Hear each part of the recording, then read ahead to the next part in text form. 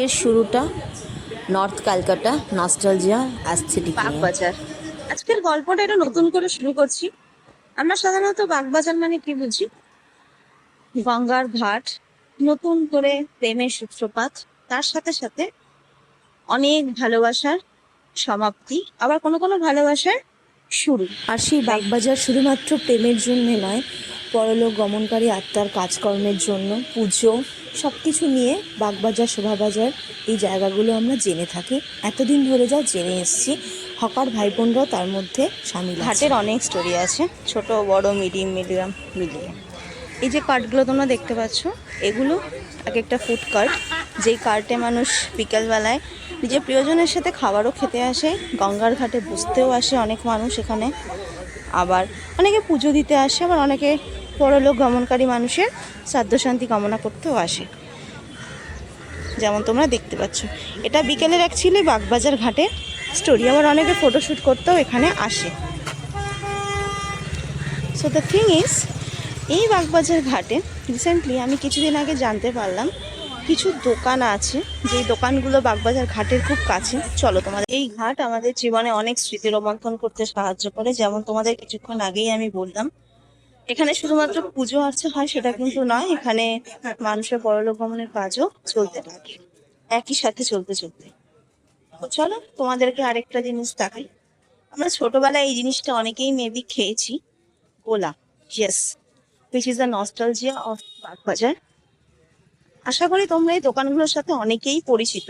এই যে ছোট ছোট দোকানগুলো তোমরা দেখতে পাচ্ছ ঘাটের সামনে, এই দোকানগুলোর সাথে অনেকেই তোমরা অনেকভাবে পরিচিত।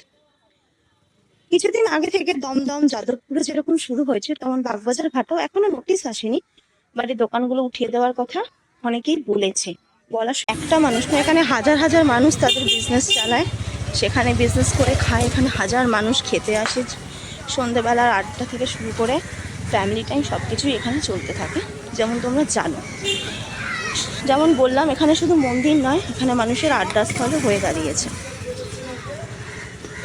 কাকিমার দোকানটা আশা করি অনেকেই চেনো, যদি আমি খুব ভুল না করে থাকি।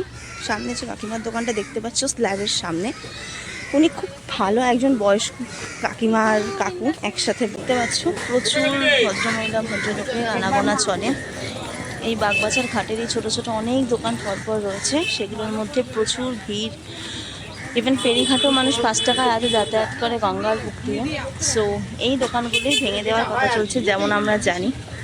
অলরেডি যাদবপুর দমদম হয়ে গেছে, আমাদের এখানে এখন চলছে, মানে এখনও নোটিশ এরা পায়নি। অলরেডি বললাম, শুধুমাত্র এটা নয়, শুধুমাত্র এটা একটা মন্দির বা ফেরিঘাট সেটা নয়, এখানে অনেক হাজার হাজার মানুষ ছোটো ছোটো দোকান করে ঘাটের সামনে তারা নিজেদের জীবিকা নির্বাহ করে থাকে। আমার একটাই কথা এই ভিডিওর মাধ্যমে বলতে চাই, যদি আমরা একটুখানি, যেমন যাদবপুরে অলরেডি মানুষ হকারদের পাশে দাঁড়িয়েছে, তেমন যদি আমরা একটু পারি এদের পাশে দাঁড়িয়ে এদের বিজনেসটাকে আজকে বাঁচাতে, আমরা কিন্তু এটা করতে পারি। এটা এই ভিডিওর মাধ্যমে জাস্ট আমরা এইটুকুই বলবো। এখনও হয়তো বড় বাজারের দিকটা অবধি হয়েছে, বাট খুব তাড়াতাড়ি বাগবাজারের দিকটাও আসবে। এখানে তোমরা বাউন্ডুলে থেকে শুরু করে আরও অনেক ছোটো ছোটো দোকানও দেখতে পেয়েছিলে, একটা সময় ইউটিউবে ভাইরাল হয়েও ছিল।